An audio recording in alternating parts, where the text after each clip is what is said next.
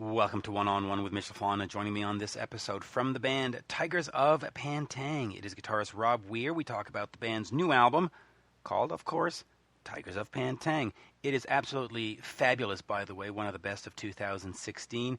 We look back at the band's illustrious career. We answer questions such as, why didn't you break big in the United States? Look back at neat records, new wave of British heavy metal, and talk about new singer Jacopo Miele, who, by the way, is absolutely fantastic. Before checking all of this out, please check me out on Twitter at Mitch Lafon, Instagram at Mitch_Lafon, one-on-one Mitch Lafon on Facebook, and paypal.me/Mitch Lafon should you care to support the podcast. And with that, here is the one, the only, the very, very affable guitarist Robb Weir. We are speaking with Robb Weir of Tygers of Pan Tang. The new album is called Tygers of Pan Tang, and I must say it is absolutely fantastic. One of the best albums of 2016, easily. Robb, a great, great pleasure to speak with you. Thank you very much indeed, sir. I have been looking forward to talking with you and hopefully answering your questions in an appropriate and adequate manner. Yeah. Well, so let's just start, with the new record. Talk to me about getting it together and, with Jacopo on vocals in there. Just tell me about getting it together and what were you trying to do with it? Okay. Since we did Since we did Ambush, it's a continual process. Although we only produce albums every 4 years, or it seems to be that way. I think the next album will be a lot quicker, but we can go into that in a few minutes' time. Circumstances have prevailed where it has been 2008, 2012, 2016 for album releases. And as soon as Ambush was finished, we went out and, of course, toured it and did shows. And there's always a constant songwriting process going on in the background, as you would kind of expect and hope. And indeed, there were some songs that didn't make Ambush, which were very good, I have to say. And I have to say, none of those songs are on this. No, there's one. There's one. The Reason Why, which is a ballad which I wrote for Ambush, but it was deemed amongst us that it wasn't quite right at the time, and there was a member of the band who's not with us anymore who wasn't sure about it. So it was left, put on the, put it in my little storage drawer of songs to be looked at again, or maybe redeveloped or whatever. I would, lock myself away metaphorically in my studio at home, and I never sit down with the intention to write a song. Never, ever, ever. And indeed, I don't think I could write a song if I actually said to myself, right, you've got an hour, you've got a couple of hours, here's a guitar, here's a amp, right, let's see what we can write. I don't think it would happen. What does, thankfully and magically happen is I'll take myself off upstairs to my studio. I'll say to my wife, I'm just going upstairs for a little play of the guitar, exercise my fingers, because I'm not getting any younger.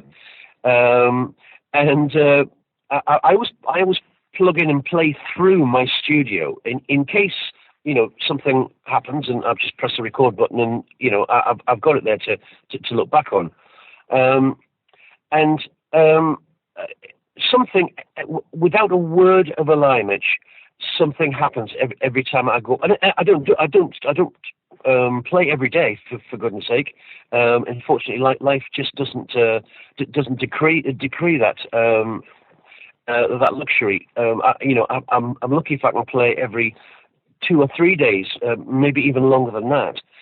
But luckily and thankfully, something jumps out of my, and this is how I describe it. Something jumps out of my fingers, and my brain kind of says to itself, or one side talks to the other side, and says, that's quite Tigers, that's all right. Because the big question that we always ask ourselves when we're songwriting is this a Tigers song? And that is the ultimate question, which we have to answer with, five positive yeses, and then we know we're on the right track. So, I'll maybe record something. If there's time, I'll put down the other guitar part, or what I think to be the other guitar part. I'll put the bass down. I'll program the drum machine pretty poorly, I have to say, but it's enough to get the gist of things. If it needs keyboards, I'll put some amateur keyboards on. A guitar solo where I think it should be, just to give a primitive picture to the other boys when I send it out, as to how I'm sort of seeing it. But you know what? I never finish a song. Never ever finish a song off, and I do that on purpose because if you send out, and I've seen this happen with other artists and other bands, if you send out a complete finished song, then there's nowhere for the other boys to put their magic on it and to put their maybe I think we should do this with it. Now, thankfully, all the Tiger boys are all fantastic songwriters. Craig, our drummer, writes the most amazing pop melodies. Jack is a great lyricist. Craig is a great lyricist as well. Mick, who I say is the new boy, although he's been in the band 3 years, Mick has probably come up with more on the new album than I have. He's listened to the way that the Tigers songs over the years have been structured and how things have kind of turned out, and he's really, really honed in on that and really got it. And Gav, the bass player, is an amazing arranger. He'll hear a song and he'll say, that needs 2 verses there, and we'll take the chorus out and we'll do this, and the middle 8 needs to be there, and this is what we'll do for the end. And it's an amazing family stroke team effort, because the Tigers very much is a family, and it's run like a family. And everybody has their titles within the family, of which I'm sure if you press me, I shall tell you our comical titles. Going back to your original question, I'm sorry, I do like to get on my horse and ride off into the sunset and then come back again to answer a question. We were travelling down to a festival last year in a hired vehicle, and we were reviewing 53 song ideas, which we had up to that point, to whittle down to about 20. And then when we got it down to 20, everybody else started pouring in more ideas. So it went back up to about 40 again, and then back down to about 15, and then finally down to 12, I think. And there are 10 self-penned tracks in the album and a cover version, which I was very keen on doing. I got the music in me by Kiki D from 1974. But there are 2 further tracks which were originally going to be on the album, and at the record company's request, were taken off and going to one of them has been used as the B-side of the first single, and the other one, of course, which the world hasn't heard yet, will be used, I presume, as a B-side for the next solo that's going to maybe come off the album. And that's interesting. So it's interesting that you mentioned that you wanted to do a covers on this one, because going back to the MCA days when you had Love Potion number 9, they had come to you and said, we need you to do another cover, and you were sort of like, why, right? You sort of changed you've changed your stance on doing covers. No, not at all. No, not at all. The MCA thing, just to put that, completely into its box. Well, they came around to all right. Let's go back to 1980. Let's start at the beginning. So, okay. I wrote Wildcat. Yes. I wrote Wildcat. Wildcat was all original compositions, and Wildcat entered, when it was released, it entered the national British charts at number 13, I think. So we're talking artists alongside us of the caliber of David Bowie, of Gloria Gaynor, of Earth, Wind and Fire. We're talking all that. So, for an unknown new wave of British heavy metal bands, I think that was pretty damn good, to be fair. So there was band changes, as the world knows. John Dever and John Sykes joined the band. We wrote and recorded Spellbound. I wrote half of Spellbound. John Sykes wrote the other half. Music-wise, John Dever was heavy in the lyrics, so was Rocky, the bass player, and that entered the British. We're out on tour, I remember, and we got the chart position when we were playing. I think it was Cardiff City Hall, Cardiff, some kind of big hall. We were doing quite a big tour, and that went to the charts at 18. Okay, so where I'm going with this is we were quite capable of writing what I thought was pretty damn good rock songs, and getting albums into the charts. Now, MCA, when it came around, so we did Crazy Nights, 2 albums in 1 year, which was, unheard of by any other artist, but MCA insisted that they had another album it actually came out on November the 5th, 1981, because I remember we played the Marquee. We did one show to promote it, which was, completely the wrong thing to do. But never mind. And then the next year, 82, they got a pop producer who'd never produced hard rock music before, and they thought this was a great idea to work with us and produce the 4th album. So we were kind of a guinea pig, really, in this, very competitive market, with Iron Maiden and Def Leppard and Saxon, all kind of, everybody was kind of, jostling for position within the new wave of British heavy metal sort of thing that was happening at the time. And MCA said, "Well, we'd like you to record these songs by this songwriter and by this songwriter, so John Parr and Steve Thompson." And they then came to our management and said, "We'd like you to have a go at recording Love Potion number 9 by the Clovers." So when it was played to me, I kind of laughed and thought, what on earth are we going to do with that? How are we going to make that anything? It's a shuffle, light-hearted, great song, but really I just couldn't see it.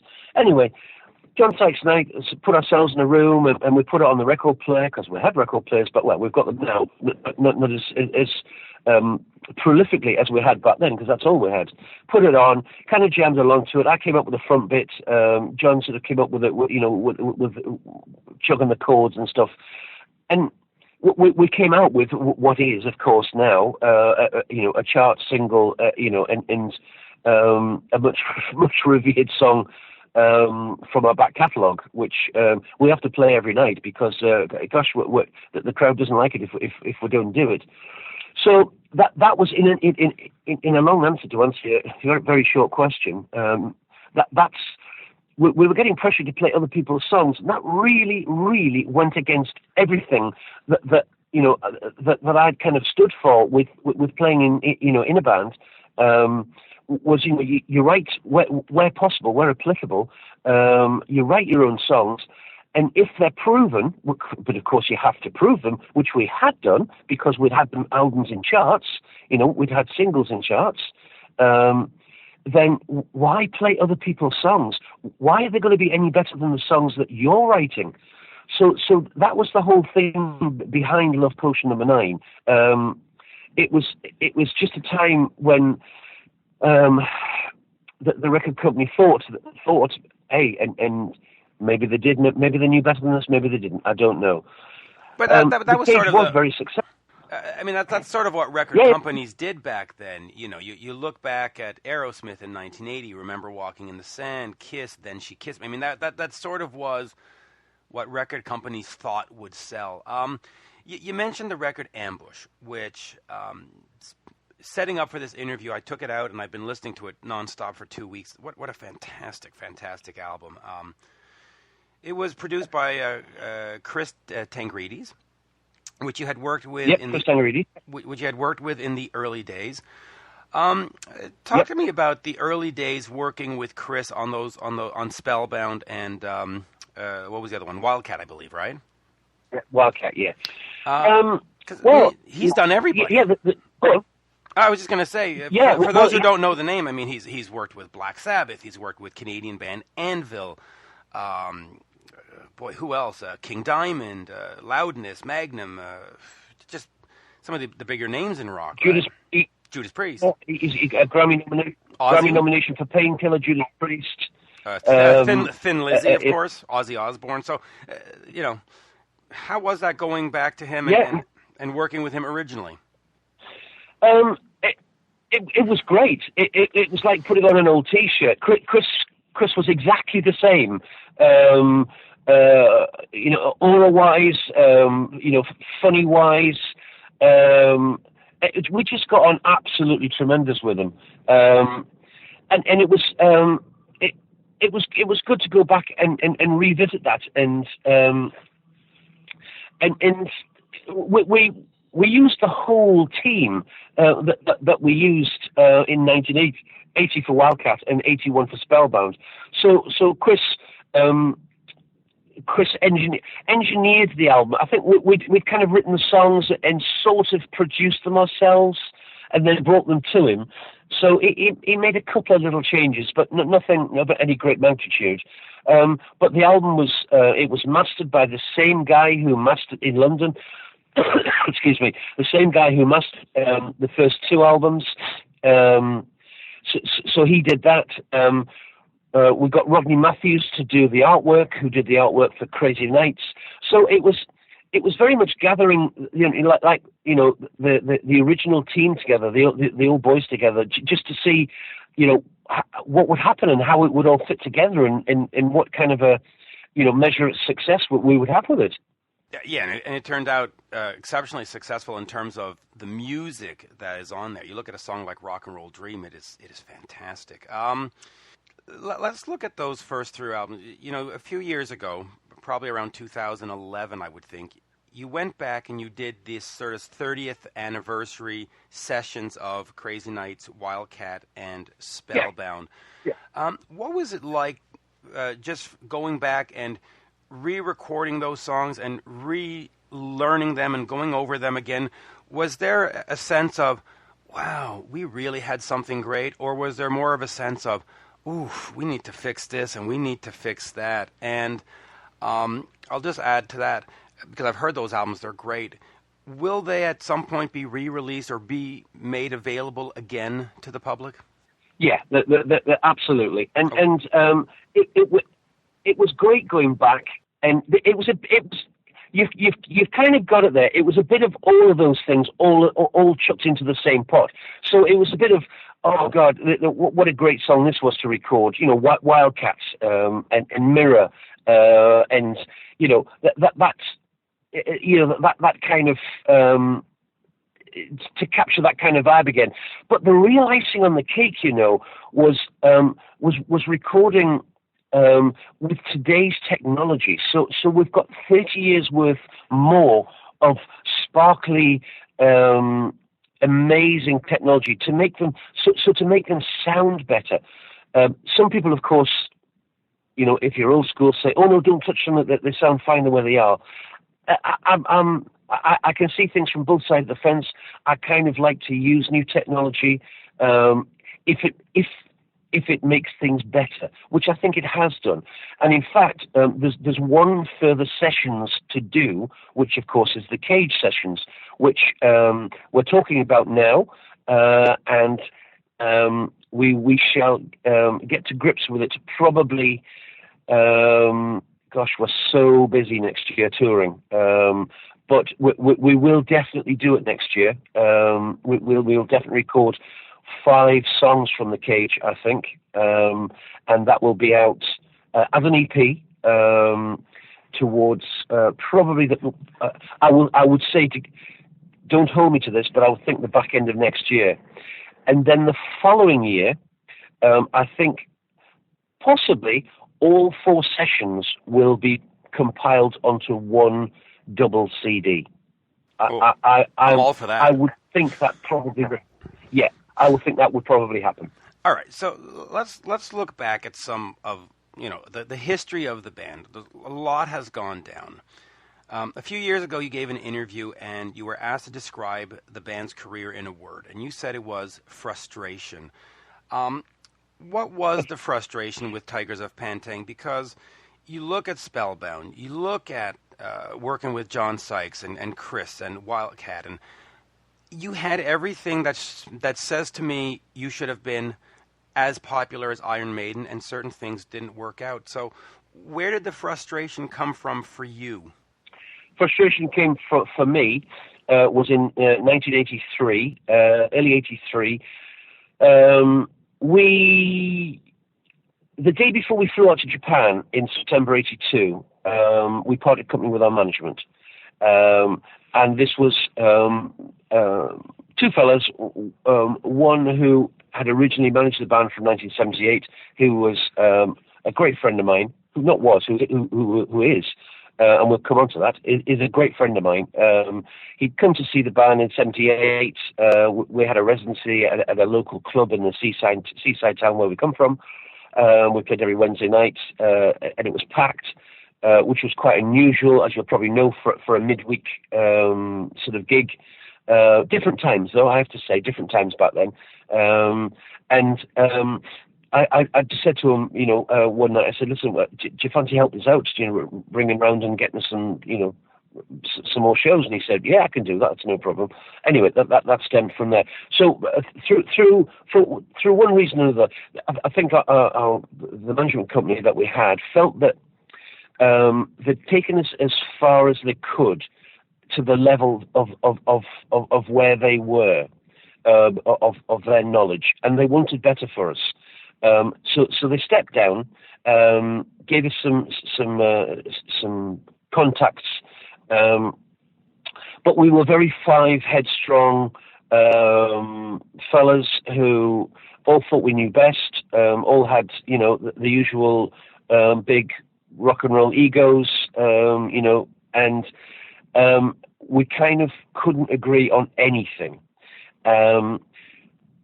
What we did agree on was we should record a demo, a 5th album, because we knew the process, had to move on, and we did that, and we took it to MCA, and we played it to them in the boardroom, and they said, yeah, it's okay, yeah, there's some all right stuff on there, some good stuff on there, but we'd like you to play these songs. And they just rolled out a whole album full of songs by, American, whatever nationality songwriters. And at that point, the frustrating point at that point was, I put my hand up in the boardroom and said, no, we're not doing it. I'm not doing it. And everybody kind of, we did agree on that, and everybody kind of took my lead, and they said, well, you do realize then, you won't have a record contract. And I basically, it was me, it was my gob. I basically said, stick your record contract up where the sun doesn't shine, because we're not playing other people's songs. We've got a proven track record, and we're out of here. And we won't. Now, whether that was a crazy thing to do, a brave thing to do, you tell me. But that's the way I felt. And that's just, I've got no problem in doing the odd cover version. I've got no, as long as it's absolutely, tip top and right on money. Because back cover versions, you're in for a hell of a slating by the press. Because if you, and bear me out on this, Mitch. So you picked up the new Tygers album, you picked up the new Dead Daisies album, and you look on there and you go, okay, they're all new tracks I don't recognize, and you go, oh, hang on a second, I think I recognize that title. I got the music in me, or the Dead Daisies with the sensational Alex Harvey tune. and you think, oh, I recognise that. So you put it on your CD player. What's the first track that you tend to play? For me, I'd play the cover and have a listen to it, because that's what's caught my attention. Because I don't know the other tracks. Obviously, I'm going to get to know them, but the cover version I have heard before, so I've got something to measure against. So the cover version has got to be all singing and all dancing. And if it isn't, if the cover version's dreadful, then it immediately puts you in a mindset thinking, the cover version's not so good, so what am I going to get with the rest of the stuff?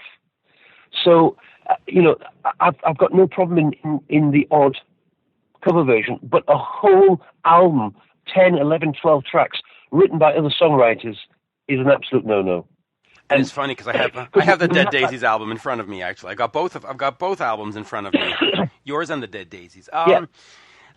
So let me look at this. The new wave of British heavy metal gave us in America, and Canada, of course, being part of North America, Def Leppard and Iron Maiden and a few others, massive, massive success.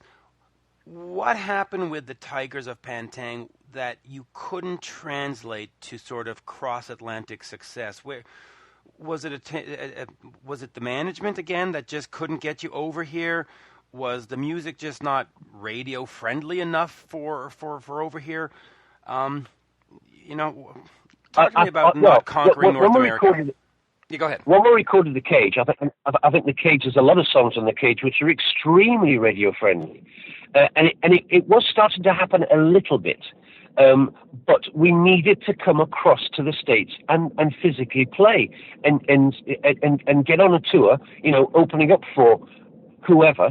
But that just never happens. And the honest answer is, Mitch, I don't know why. I don't know whether whether our management couldn't get that for us. We had we were signed to International Talent Booking in London, in Wardour Street in London, ITB, who had some of the biggest artists in the world. They had Queen, they had Ted Nugent, they had Fleetwood Mac, they had the Scorpions. They had, massive, arena acts. And I honestly don't know why we didn't come in '82 to the States and start and work on on that continent, but it didn't happen. We went out to Japan in '82 and conquered Japan. The Scorpions were playing in the same town on the same night as us in Osaka. We didn't know they were playing obviously on the other side of town to us, and we outsold them. So we were obviously moving in the right direction, to outsell the Scorpions. But it just didn't happen. And of course, when we lost our management, when we came back, we went down to London and we looked for various people, and we thought we found a company, but it just we found out various things reasons why we shouldn't sign with them, and then it just fell to bits. How important do you think Conquering America would have been to the band's arc or the existence? Do you think that had you gotten to open up for somebody at Madison Square Garden, we would be having a very different conversation today? Absolutely. Yeah. Absolutely. Unequivocally. I can't even say the word. Unequivocally. Unequivocally. That's easy for you to say. Yes. Yes. It's one of those tongue twisters. I'd probably say it if I was drunk. Unequivocally. So there you go. It's absolutely. That's what that word means. It would have been. It would have been completely different. We might have been sat on my patio somewhere having lunch and having this conversation. Or you might have just ignored my request. Right. You would have been too big for me. I never ignored anybody's request. But so let's move on here. So the band, in '83, you're not conquering America. It doesn't happen. The Cage came out. It does well. I mean, Love Potion #9, it does very well. But the band says, we've had enough, and you break up. A couple of years later, John Deverell and Brian Dick form a new version.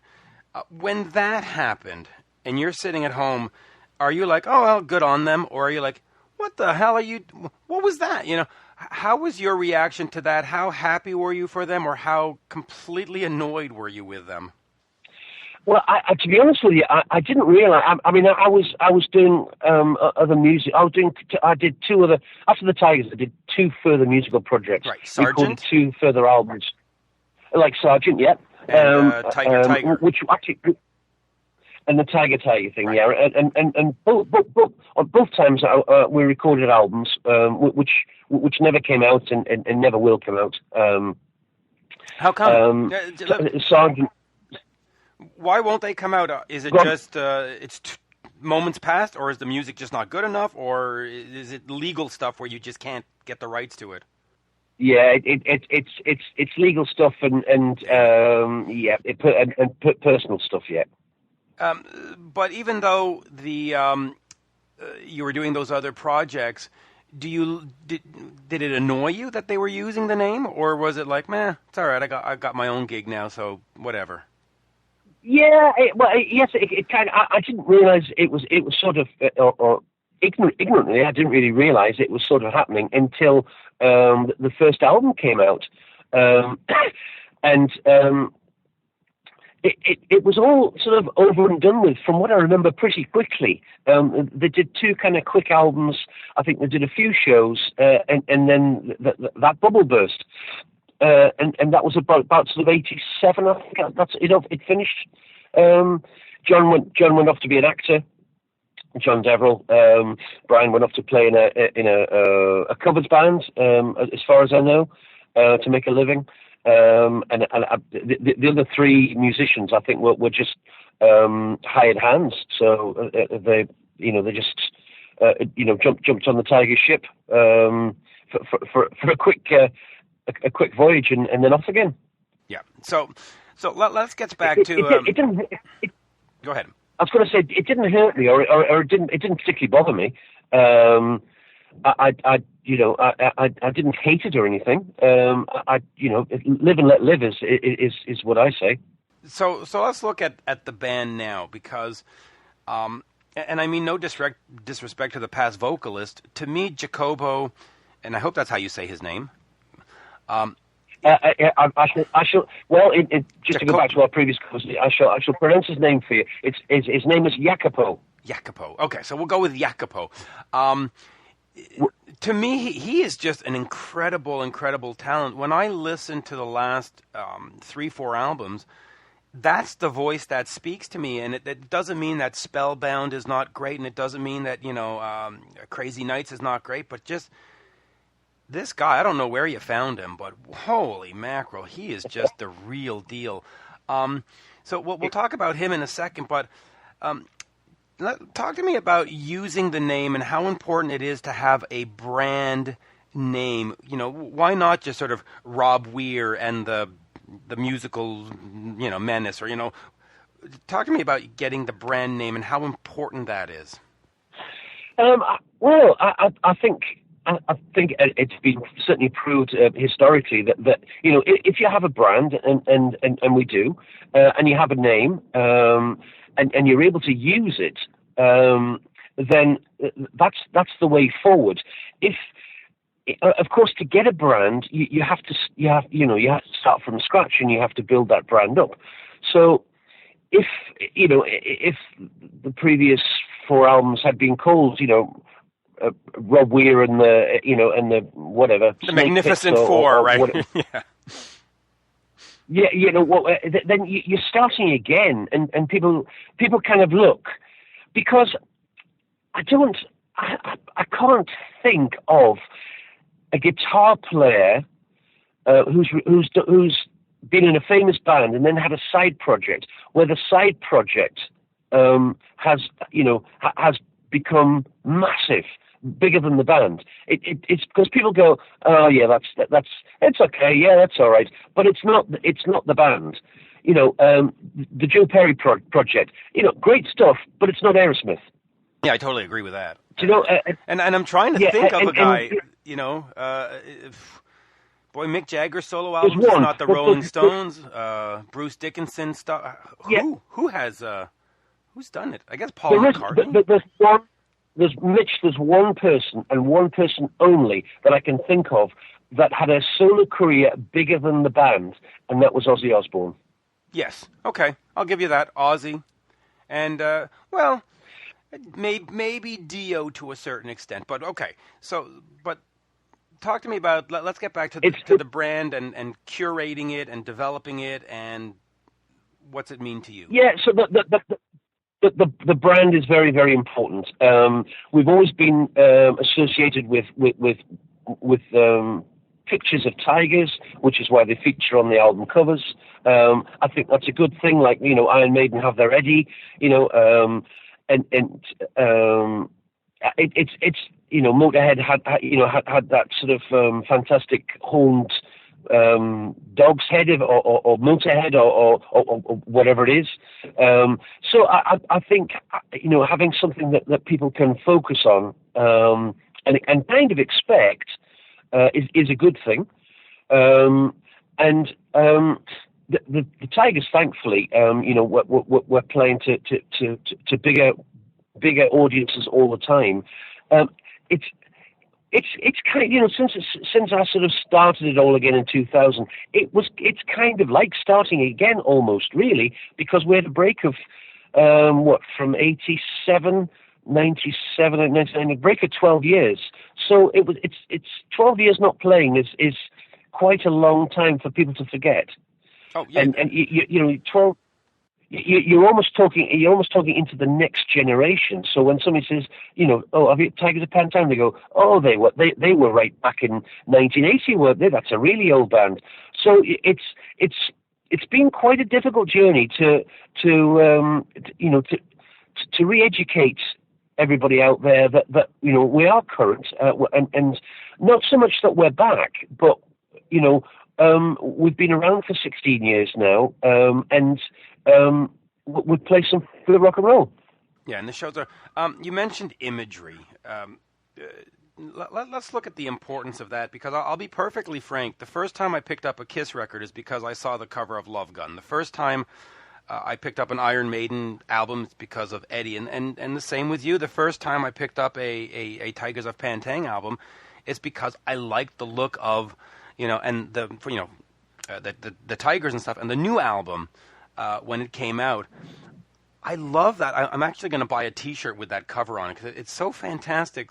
How important is it to the music, though? Because a lot of successful bands, you know, it's not just about the music. You look at Kiss and Metallica; it's about the logo and it's about the look. And it's how important is Imagery to what you do? It's very important to an extent, because although when you go to see a band with quite an extensive live show, to put that live show on and to make it believable, you've still got to have the material underneath it, which captivates everybody and which excites everybody. If you're just playing bland songs with a lavish show, people are gonna catch you out. They're gonna think, well, the show was great, but actually the songs were shite. Sorry, that's a Geordie expression. So it's got to go hand in hand, and it's got to be thought out. So it does go hand in hand. And obviously that the further on you are up the rock and roll ladder, is the more lavish that you can make your show and put into it. And of course, depending on the size of venues that you play as well. Yeah, it really does. So, sometimes. Go ahead.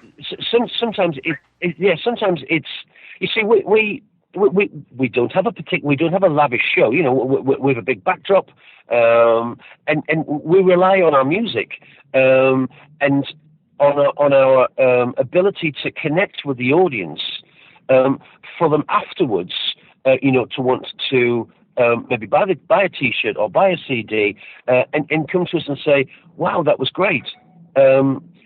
Rather than dazzle people with, you know, hundreds of flash pots and eating fire and swallowing swords and wrestling pigs and I don't know, you know, sometimes it really is about, you know, good down to earth music. Yeah, it really is. Now, we said we would do 20 minutes. We're at 40, so if you don't mind, I'll give you a few sort of rapid question topics and maybe get a couple of comments on each, because I mean I could do this all day. My voice though is probably not going to be able to do it all day. I'm starting to cough because of fighting this bad cold. But historically, Neat Records, which you put some singles out on and eventually accompanied, one of the most important sort of independent record companies in the history. You know, it launched a lot of new wave of British heavy metal bands, etc. What was that like for you? What did the record company mean, sort of, to you and to your not the genre, but to the scene, I guess? The Neat Records. Neat Records. Neat Records was not a rock label at all. It was a small independent label that had 2 releases on single. One I think was a kind of a football song, and the other one was like a pop song. I won't go into the long story of how we actually got to sign and got to record, but we had the fantastic satisfaction of being the first band to record at Neat and to record our type of music, and give, really, if we're talking honestly and truthfully, give Neat a name and a direction in the type of music which they became famous for, because they weren't on the map. And indeed, we weren't on the map either. We were just playing around the Northeast. So we both helped each other. Yeah, and it really helped them, because eventually they went on with Venom, Raven, Blitzkrieg. I mean, it just you know, sort of the classic band cavalcade just comes out of their catalog. All right, rapid fire here. New wave of British heavy metal. It's been talked about quite a bit. Was it as much of a scene as it sort of become lore, or was everybody sort of together and working or just tell me a little bit about that scene and being part of it? Yeah, being part of it was just, it's one of those things. It's quite difficult to convey to anybody, not with written words, with spoken words. It's one of those awful sayings where you have to say, well, you kind of had to be there to get it, and you really did. It was a very, very special time. It was a very exciting time. Although, when you were in the middle of it in 1980, you know, when I was walking down Carnaby Street looking for a pair of snakeskin boots, or in 81 when John Sykes and I, were having leather jackets made for us in Chelsea and in London, by an exclusive tailor. It's just you didn't think of it at that time as being special, but looking back on it and being able to reflect on it. And having a little bit of hindsight, it was a particularly fantastic time. Everybody was really, really friendly. Everybody was together. We used to kind of hang out at each other's gigs. So, if Iron Maiden were playing, we would go and see them. If we were playing, they would come and see us. The same with Saxon. The same with Leopard. It just was a really, really, and we're off air before. We were talking about April Wine. I went to Richard Branson's first nightclub, which is where we used to frequent quite a lot. And I remember we were watching an artist, and maybe your listeners will Google this, an artist called Nash the Slash, and he was an electric violin player that played with a white kind of sort of face bandages. Oh, I remember him and he used quite well. He's funny. He used to play Smoke on the Water on violin and stuff like that. And I was stood at the bar with the guys from April Wine and the guys from UFO. Yeah, he was. I remember that guy quite a bit, actually. He's funny. Let's move on here to John Sykes. I guess, is it fair to say that he cut his teeth in Tygers of Pan Tang before moving on to Thin Lizzy, Blue Murder, Whitesnake, and all that stuff? Talk to me about working with him, because he's sort of if I may use the expression, a mad genius. He's just one of the greatest guitarists, songwriters of that era. What was it like having him in the band, working with him, and do you still talk to him? Okay. he'd come from, we held auditions down in London Bridge, when it was decided that we should go from a 4-piece to a 5-piece. All the bands we toured with in 1980 were all 5-piece, apart from Magnum. And our management liked the sound of a 5-piece band because when one guitar player plays a guitar solo, the other guitar player can play the chords behind it and fill the sound out, which is, you don't get that obviously when you're a 4-piece. So we held auditions. The two very best guys in the auditions, they were all great, but the two very best ones were John Sykes and Steve Mann. Steve Mann was in a band at the time called Liar, and then went on, of course, to join Lion's Heart and MSG. Did he join MSG? Steve Mann? I'm not sure. John Sykes was the chosen boy. He'd come from playing in a covers band with Merv Goldsworthy from FM. He was the bass player, obviously. The band was called Street Fighter, and it was a very, very exciting time.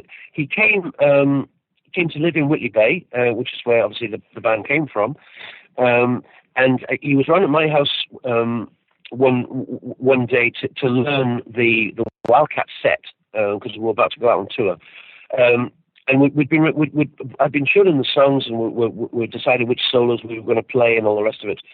And it got to about 3:00 in the afternoon, and he turned his guitar off and he put it on the stand, and he said, I think I've had enough now. I think I've got it. Know where I'm going. He said, do you have any new ideas? And I said, well, funny you should mention that. I do. So I played him this riff, and he said, I like that. He says, I've got this. He says, this will go with that. And that's how he wrote Take It, and that was the very first song for the next album. So he was very creative even then. Of course, he was 6'1", long blonde hair, incredible guitar player, good looking lad, great hit with the ladies. And I shared a room with him for a year and a half around the world, and just we could have been the evil twins. We were very naughty. We did some really naughty things,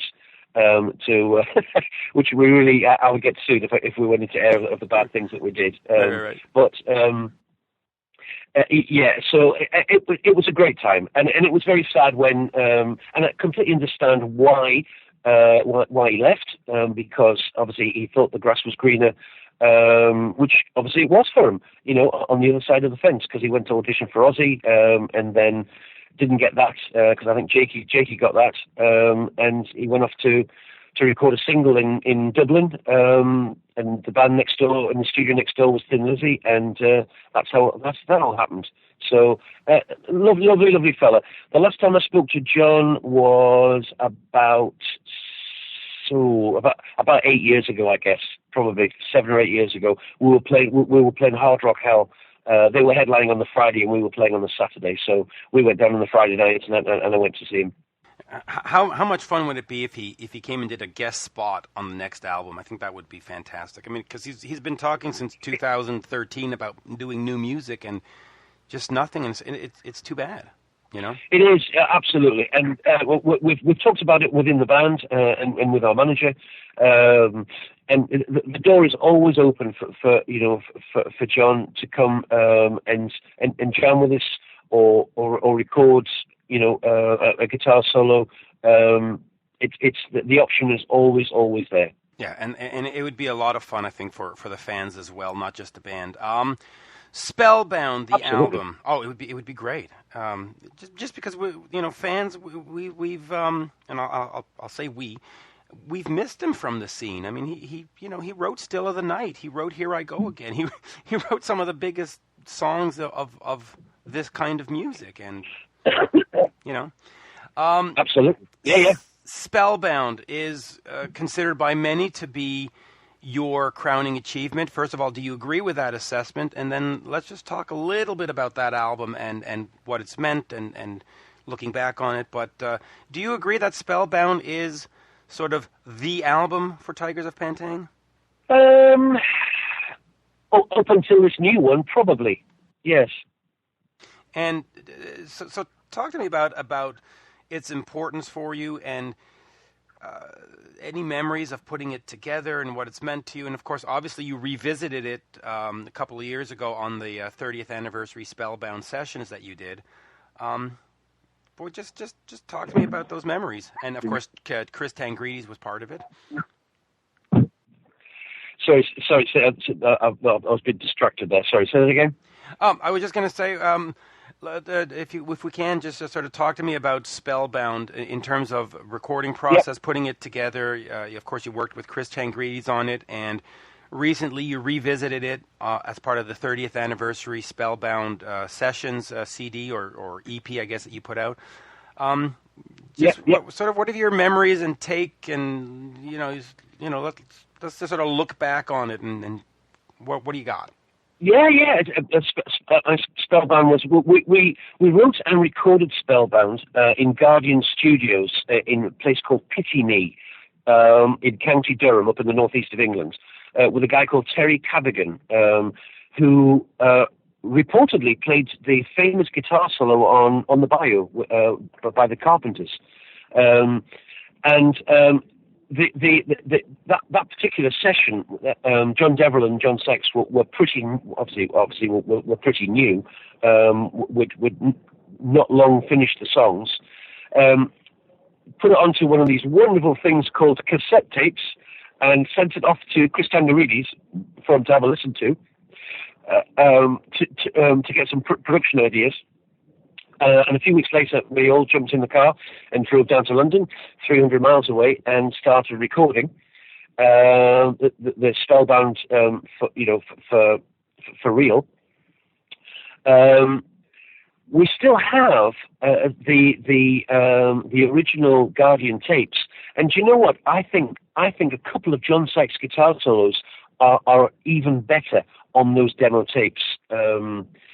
Which he did, in one take, rather than in the studio where you get several goes at it, because the producer says, "Oh, I think you can do that better," or "Do another one," or "We'll keep half of that, and we'll see what else you can come up with."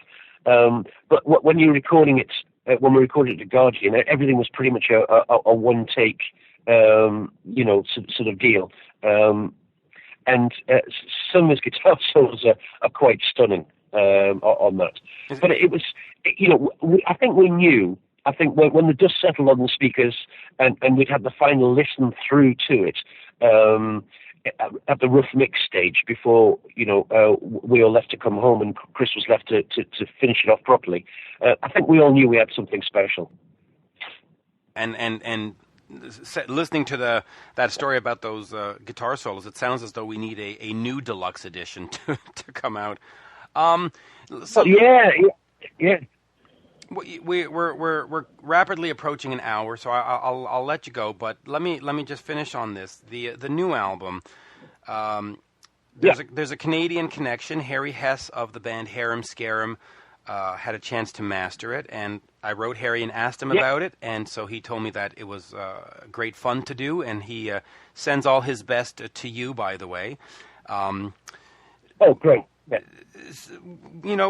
And let me just ask you this about the new album. When you get in the studio and you make a new album, whether it's this one or the next one coming up, or was it Ambush or whatever, do you look back at the history and say, okay, we need to make another Spellbound, we need to make another Crazy Nights?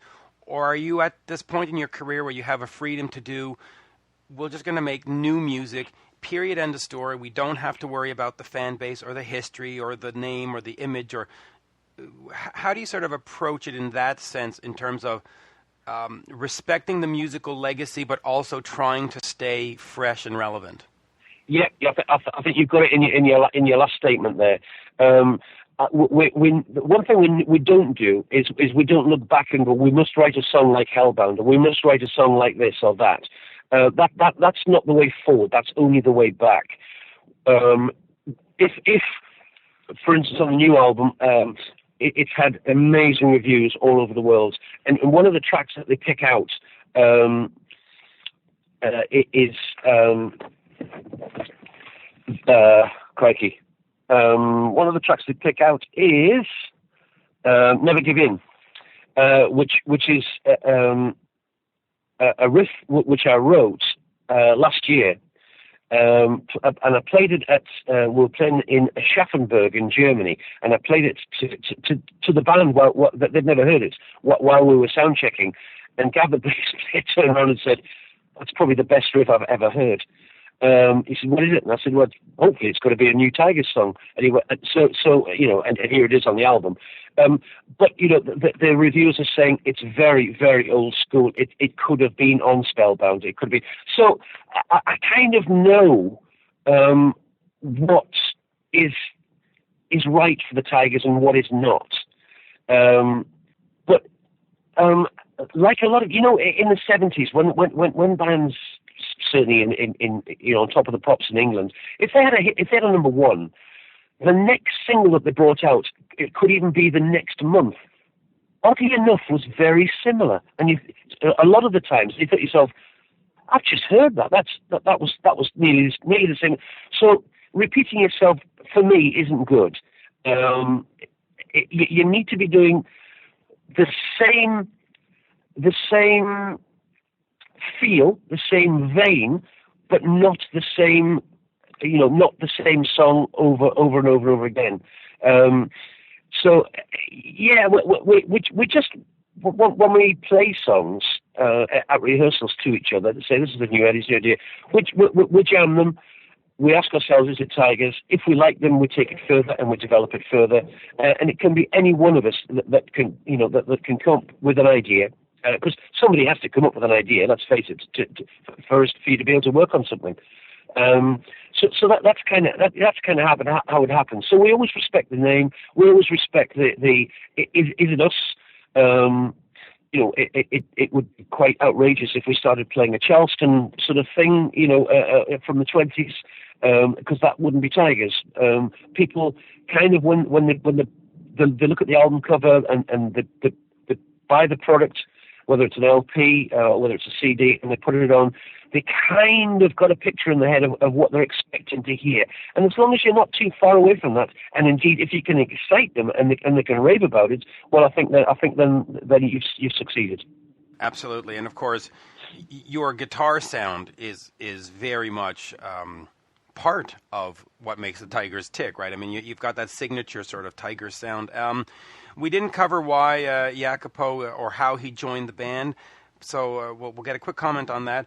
And just the band members now, is this sort of the band moving forward? Because you have had a few lineup changes, if I may make that sort of understatement. Is this sort of it now? You want to move forward with these guys? These are the four guys that are going to keep this thing alive? Absolutely. The band has never been stronger. It's never been healthier. In terms of ability, crikey, you know, I'm having to keep up with these boys. You know, being the old boy in the band, particularly with Mickey Crystal, the latest the other Tygers guitar player. Yeah, his guitar playing is just well, let's coin the phrase, it's just electric. It is absolutely tremendous. He's just been hired, been there and done it, to do a few shows with Ron Fowle, Bumblefoot, as his sidekick guitar player in the UK. So people are really starting to notice him. There's nothing that lad can't play. He is tremendous. Do you see a day? Sorry, I was going to say, do you see a day, though, where you might step out of the Tygers and let these guys continue, or that's just not going to happen? It's your band, and no. I don't think it would be the Tygers. If that's a very difficult one. I don't think it would be. It's a bit like Mick Jones not playing in Foreigner. Right. I don't think it would be the Tygers, and I think the boys would feel. We've talked about this. And I think the boys I know wouldn't continue on as the Tygers. I think would feel very uncomfortable. Okay, and so quickly, Jacopo. Honestly, one of my favorite singers. I've always been attracted to bands through voices. I like Steven Tyler. I like Stephen Pearcy. I like Joe Elliott. I mean, I like voices that are unique and different. And to me, he's got one of those unique and different voices. So, where'd you find him? When the singer before Jack left the band, we rather than just looking in the UK, we decided to go kind of, global. And I think it was I'm going to tell this story wrong. I always ask Jack to tell this story when Jack and I get interviewed together. I think it was a Swiss musical talent agency had him on their books and said to our management, "Why don't you try this guy? He's pretty good. He's in an Italian band, lives in Italy, lives in Florence. If distance is not a problem, why don't you try him?" So we contacted him. It turns out that he was a huge Tygers fan because he's 10 years younger than I am. So back in the heyday, he had the records and was a genuine fan. And we flew him across from Italy to the northeast of England, set up a rehearsal, and he sang. I think "Take It" was the first song that he sang, and he had his back to us. And after about 40 seconds, I put my hand up to stop the audition, and he kind of turned around, and there was that sort of half panicked look in his eyes, as if he'd done something wrong. And I said, "Jack, if you want the gig, mate, you're in. I think I can speak for all of us, And I said, and none of us have actually spoken about you. We've just listened for the last 40 seconds. That's it." And that was it. And that was 12 years ago. Yeah, and I'm not surprised you had that reaction, because I have to say I put on the albums. And I heard his voice, and I just went, "Yeah, that's it. I'm in. I don't care about the song titles or the guitar playing. No offense. I don't care about the voice. Is it? I'm in." So, and then I bought everything. So, good on you. Good on you for picking him. Let's hope you keep him, because I really think that he brings the proper energy and vibe to the new material, and he does justice to the old material. So, what a talent! What a talent! He's not going anywhere. He shares a room with me when we're on tour, so he's not going anywhere. Don't you worry. I'll lock the door. That's great. Thank you for taking all this time. I mean, I could have gone on forever and ever. I had all kinds of other questions about Wildcat, The Cage, Crazy Night stuff. I mean, the whole thing. But we've done an hour. We had said 20 minutes or so. So thank you for being patient with all this nonsense. And let's get you over to Canada soon. That I think is my goal for 2017. That would be absolutely fantastic. I've passed the information that you've given me on to Ludi, our Dutch agent, and as far as I know, he's contacting the venues and the festival sounds. If we could get really would need the festival and then put the two shows in either side.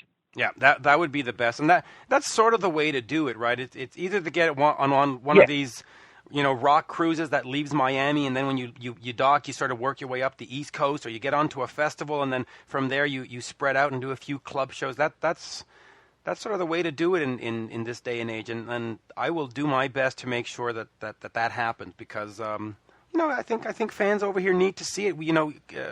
Years ago.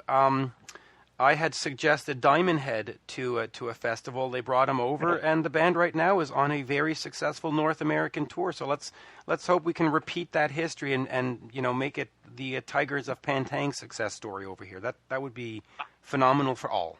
That would be great. Yes, I actually spoke to Brian just before they came out, just to quiz him on how he'd done it and visas and all that kind of stuff. And he told me who they used and what they did. So anybody else, any other clubs, any festival that you can think about, please keep in contact, and I'll we'll talk to each other regularly and see whether we can sort this out. Yeah, it's doable. It's a mission to do. Anyway, congratulations on the new album. For folks who haven't picked it up, it came out in October of this year, 2016. It is simply called Tygers of Pan Tang, and it's available on iTunes, Amazon, Spotify, and everywhere else. Take a half hour to get into it, and you'll thank me later. There you go. Thank you, Rob. Great pleasure. Thanks, Mitch. All the very best. All the very best to your listeners as well. Cheers. Bye-bye now. Thanks. Bye. And there you have it, folks, my exhaustive interview with Tygers of Pan Tang guitarist Robb Weir. The new album is simply called Tygers of Pan Tang, and I kid you not, it is by far one of the best albums of 2016. Do yourself a favor, check that out on iTunes, Spotify, Amazon, or wherever you get your music. While checking stuff out, please head over to PayPal and support the podcast. It is paypal.me/Mitch Lafon. I'm also on Twitter at Mitch Lafon, Instagram at Mitch_Lafon, and one-on-one Mitch Lafon on Facebook. And with that, I bid you a very, very fond farewell. Until next time, bye for now. Oh my.